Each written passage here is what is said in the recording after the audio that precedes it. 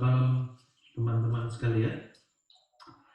Hari ini tanggal 25 April tahun 2020, kami Satgas Pengendalian dan Pencegahan dan Penanganan COVID-19 Provinsi Papua akan menyampaikan kondisi terkini menyangkut upaya-upaya besar kita dalam upaya penanganan COVID-19 di Provinsi Papua. Berdasarkan data yang kami kumpulkan tepat pukul 19:25,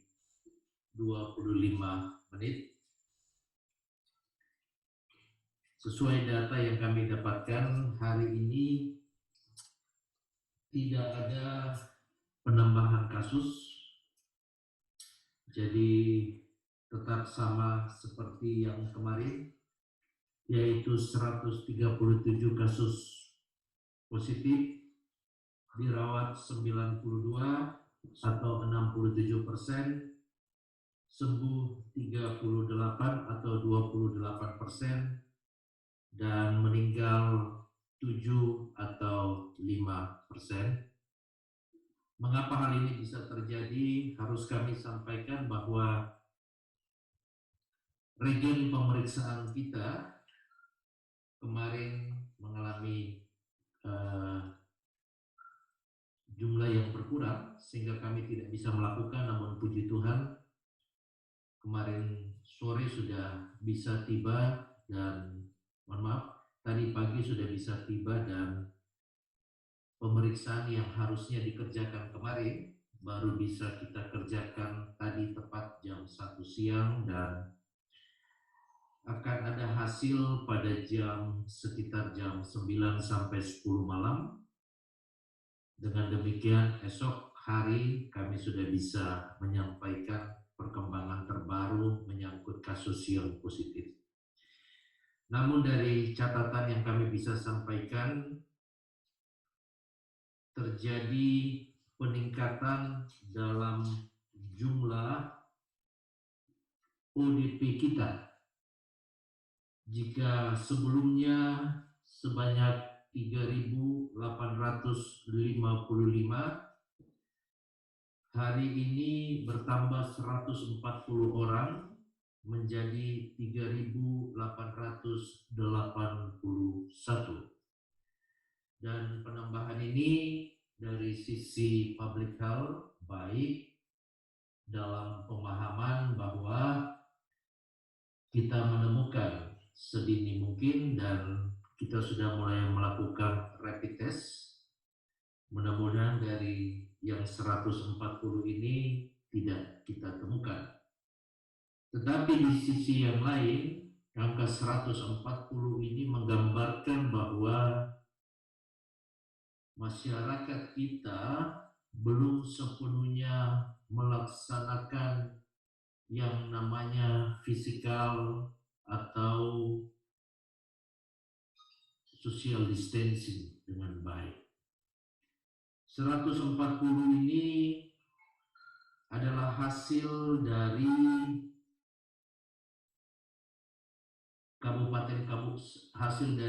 sumbangan dari kabupaten-kabupaten, yaitu Kabupaten Jayapura 30 orang, Kabupaten Mimika 70 orang, Kabupaten Bovendigul 3 orang, Kabupaten Mambramo-Raya 14 orang, Kota Jayapura kurang lebih sekitar 23.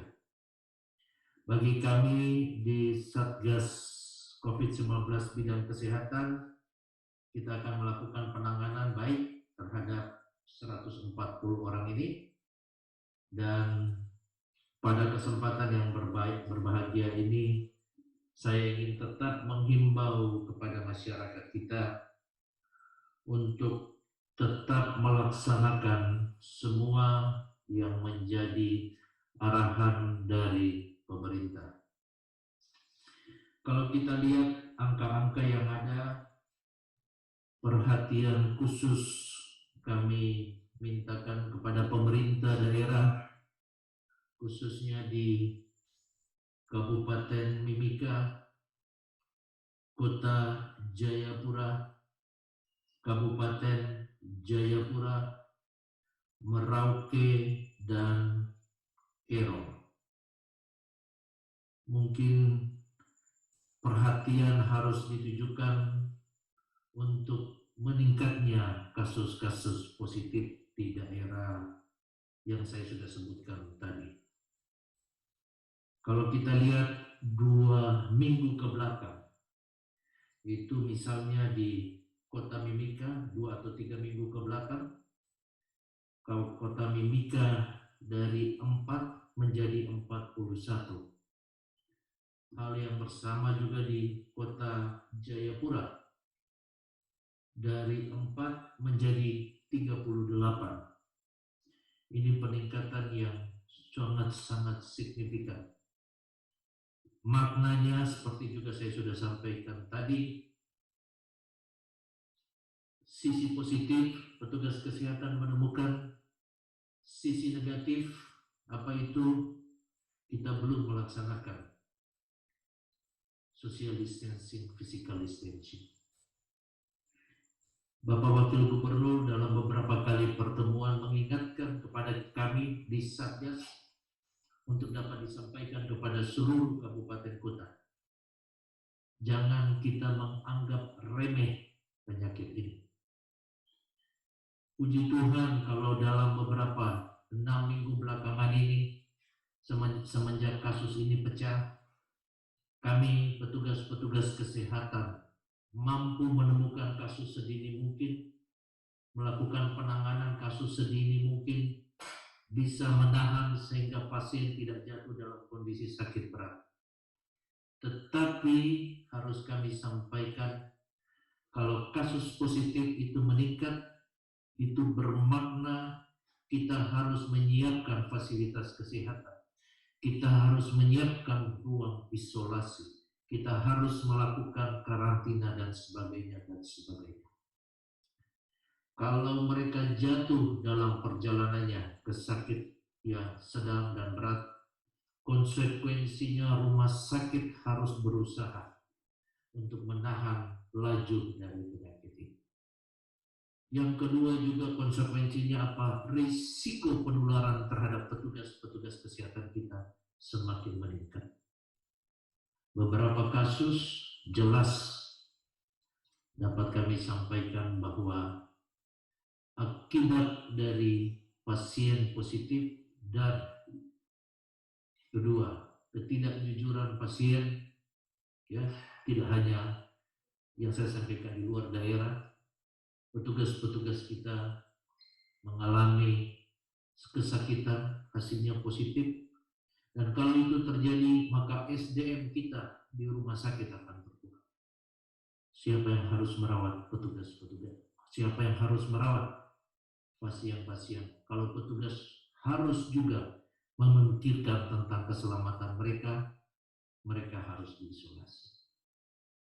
Oleh karena itu, di akhir penyampaian Satgas pada malam hari ini, kami tetap meminta perhatian sungguh dari pemerintah daerah untuk terus memperkuat kebijakan yang sudah diambil oleh pemerintah Provinsi Papua.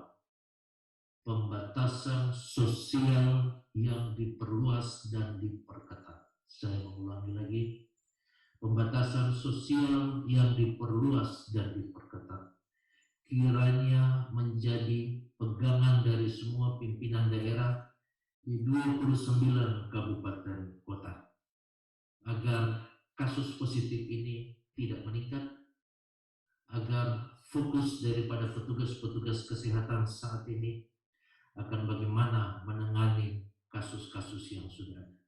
PDB kita 181, ODP kita yang kalau tidak ditangani dengan baik, yang jumlahnya 3.881 akan menjadi PDP. PDP kemudian akan menjadi positif. Positif kemudian akan menjadi yang ringan, sedang, dan selanjutnya, dan selanjutnya, dan selanjutnya. Karena itu pada kesempatan ini betul-betul kami meminta perhatian. Kita bisa berdoa, Tuhan pasti menolong kita, tetapi kita juga harus bekerja. Masyarakat harus ditertibkan, Petugas kesehatan juga perlu dilindungi. Saya pikir itu saja yang bisa kami sampaikan pada malam hari ini. Jika ada hal-hal yang ditanyakan, saya persilakan.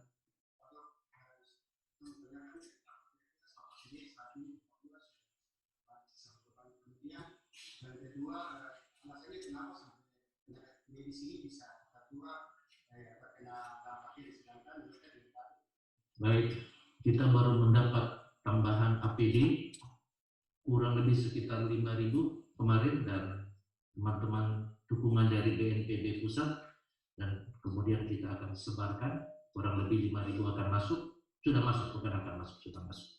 Kedua, dari banyak data yang kami dapatkan, kasus positif itu lebih banyak ditemukan pada petugas yang khususnya untuk petugas kesehatan itu yang berada di pintu depan, jadi belum masuk di ruang isolasi. Mengapa bisa?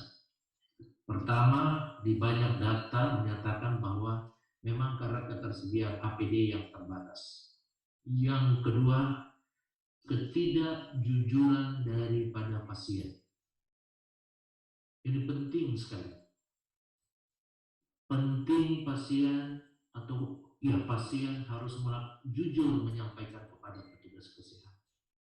Ingat, pada kondisi tertentu di awal-awal penyakit ini tidak ada gejala sama sekali, tetapi di dalam diri pasien atau siapapun orang tersebut sudah ada virus. Jadi itu bisa menularkan kepada petugas kesehatan. Itulah jawabannya, ya.